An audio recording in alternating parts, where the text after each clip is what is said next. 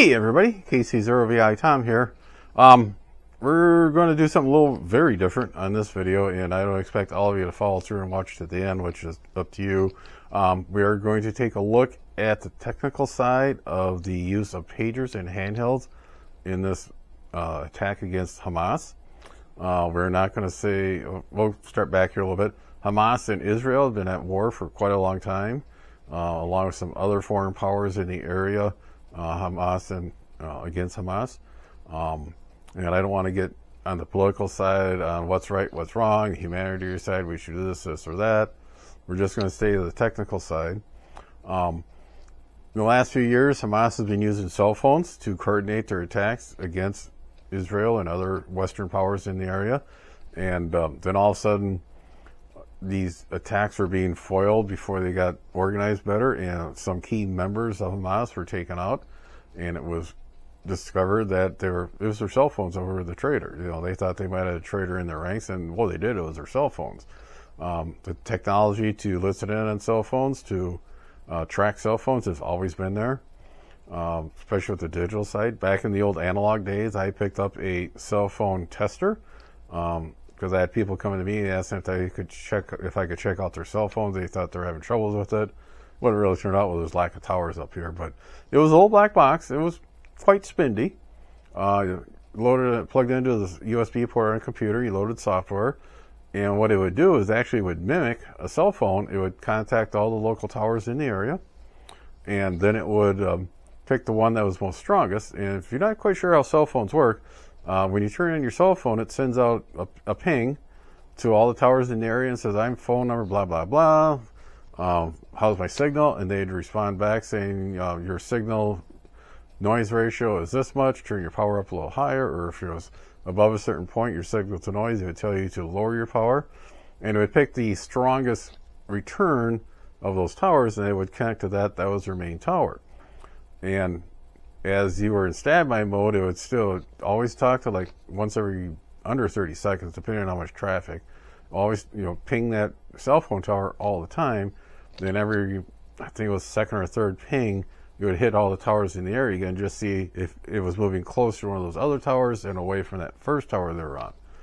When you're in a call, all that still goes on, along with sending, the connection to the phone switch and, to the other phone you're calling was either another cell phone or a landline. And what this box would do would show on the screen, it would show all the towers by their numbers and the frequency they're operating around on, and any cell phones that were connected to them, it just lists them down below. The main tower that you're connected to, it would show the same information, towers, and the tower information. They would show the cell phones that were in standby mode on that tower. Then it had a list above that showed all the cell phones that were in a call. It would give out, it was always an electronic number, the electronic serial number, so you never did see the cell phone number. The only place that was used is in the actual phone switch. But it would tell you, say you had 4 or 5 phones in a call, it would show you the ones that were in a call to give them out the power that the cell phone was putting out, the signal to noise ratio from the tower. If it was connected to a landline, it just said landline. It was connected to the other phone, it gave you that serial number and its power and noise ratio on that, which is kind of neat. You can see, these two cell phones are talking to each other, which one was closer to the tower, which one was moving away or moving closer. It was geeky. That was kind of what I liked about it. If you clicked on that link, it would bring up some more information on the type of phones they were. Didn't give any information besides just manufacturer and model number. Then there was another button on that menu that brought up an oscilloscope screen, so you could actually see the waveform of the audio, which was kind of interesting. You could check for distortion. You can actually start, if you paid attention to it, you can actually tell different quality of cell phones. The Nokia at the time had very good audio, and some of the cheaper ones had poor audio. There was mainly highs and very little low frequencies in it. So it was kind of cool. One thing that got them in trouble with the FCC was that another feature in there, you click up and you can actually hear both sides of the call. And first time I came across that, I was like, oh, this is bad. And a couple weeks later, I heard on the news that this company was given cease and desist orders from the FCC. They couldn't no longer manufacture that, and they had destroyed the ones they had in-house. And I was really expecting a knock on the door from like the FCC or a call from the manufacturer saying we want our box back. That never happened. I ran that box for quite a while till the digital phones took over in the area and quietly threw it in the trash bin. So cell phones are easily to pick up, even out the digital side. What was interesting, Hamas then decided, okay, we're going to ditch all the cell phones. We're going to switch to pagers, and we're looking for a specific pager. I don't know why it was decided they were going to use this, but it was a gold Apollo AR924 pager, which is, it's a digital pager, it's an LCD screen, and it's a good size one. And our foreign power, we can't say Israel, because like I said, we're not sure if they did it. There's no proof that they did it yet. They have not come out and said they did it, so we'll just say a foreign power. I don't want to, never mind. So our foreign power spun up a sales company, and they contacted Hamas and said, hey, we understand you're looking for these pagers. Yeah, you got some? Yeah, we could get some. And an order was placed, and this is where it gets a little strange. The pagers originally manufactured in Taiwan, then later they were manufactured by a company called BAC out of Budapest under license. So the order was placed, pagers are manufactured and delivered. Now somewhere, either, it's not quite sure where it was done, either on the manufacturing floor or in a dark warehouse in between manufacturer and Hamas, modifications were done to the pagers. The firmware was changed or added, some lines were added. A special explosive charge was added to the pager around the batteries. They were using PETN explosive. In the manufacturing of this explosive, at one point it is in a liquid state. And when it's in that liquid state, you can inject it into voids and cavities. The shoe bomber, the guy that tried taking down the airliner over the North Atlantic, that's what he had injected into his tennis shoe. And one thing, like I said earlier, if I haven't come across what it actually takes to detonate PETN explosives. Could you do it with a flame? Could you do it with heat? Could you do it with a small explosive charge? So we know it can't be a flame because that's what he was trying to use on his tennis shoe. So the modifications were done. The pagers were delivered to Hamas, and the idea was when there's going to be a major attack against our foreign power, they could send a special page off to the paging network and cause these pagers to self-destruct. And the time came and this was sent out, and what happened, the pagers were instructed to turn the light on, the display window, the LCD at full brightness. The speaker was unmuted and at a very high level. The tone was was released through the speaker, notifying that you had a text coming in. And the little electric motor that spun the weight for the vibration was ran at a very heavy speed, very high speed, made that weight fly around pretty good. And you can tell this by some of the videos in the stores and the open markets. You can actually hear the pager going off and the person looking down. And you can see in their face they're startled. They've never seen this happen before. Then the pager goes off and they are thrown to the floor. Unfortunately, some civilians, innocent people, and children were killed or maimed or injured. Thoughts and prayers go out to those families. I'm not going to say it's part of war, but we'll talk later about this. So, collateral damage was done. And a few days later, their handheld radios started exploding. And again, it's believed that our little spun up sales company said, yeah, we can get handhelds. What do you want? And Hamas requested an ICOM IC-V82, make sure I get my check sheet right. And it was believed the same thing happened there. The firmware was modified, the explosive charges was put around the batteries, and they were delivered. ICOM, the next day after the handhelds exploded, released a news statement that says we no longer manufacture that ICOM radio. That radio was last made in 2014. The battery packs were made last time in 2019. And which leads, okay, it wasn't done on the factory floor because they weren't never manufactured. And so it had to been done in that dark warehouse somewhere. And about that time, VAC came out and says, we never made that pager lately in our facility in Budapest, so it did not come from us.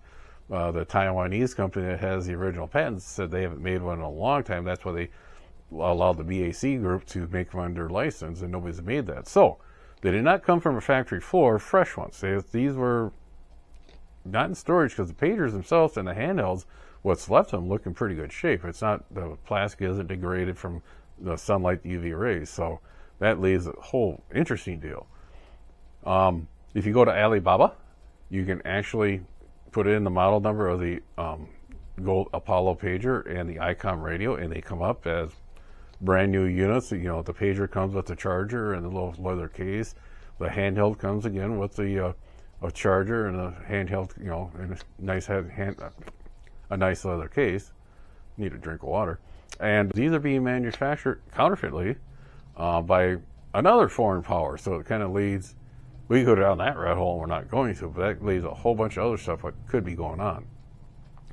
A couple days after all this happened, word got out that Hamas did find out about this plot against them. And it is believed that our foreign power was aware of it.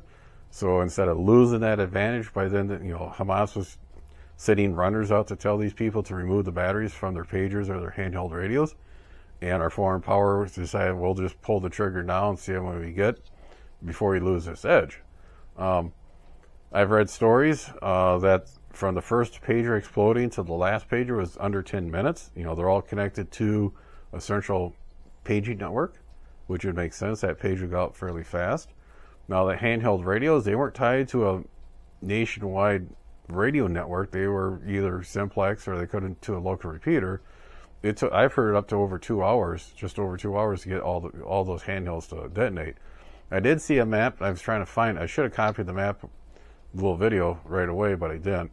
But there's an actual pattern where they started exploding in one part of Lebanon and worked their way down and started going back up, which leads to believe that either an airplane was flying overhead, sending the signal out, or a vehicle, a car driving up and down the coast. So, and what it would, on the handhelds, it caused the speakers to unmute. It ran the volume all the way up, and you know, either caused the battery in both either the pagers and the handhelds, the batteries to overheat, set out the explosive, or they burst into flames when they overheated, set out the explosion, or they actually exploded themselves to set out the explosion. So we don't know for sure. We probably will never know for sure.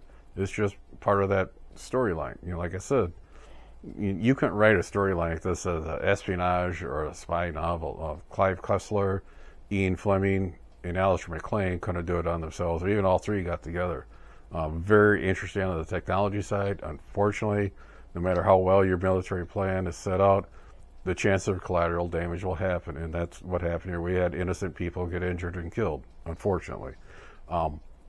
If you remember back in the old movie War Games, where towards the end of the movie they're trying to get Joshua, the supercomputer, to not play, what do they call it, global thermonuclear war. It finally came up with a statement that says the best way to play the game is not at all. And it's just too bad in these regional conflicts we just can't sit down and negotiate. But I think that's been tried. Now that, as far as I go on that subject, we'll get back to the technology side. Are we going to see more attacks like this? Possible. Are we going to see it on our grounds here? I had somebody at work who was really worried about when they heard about it.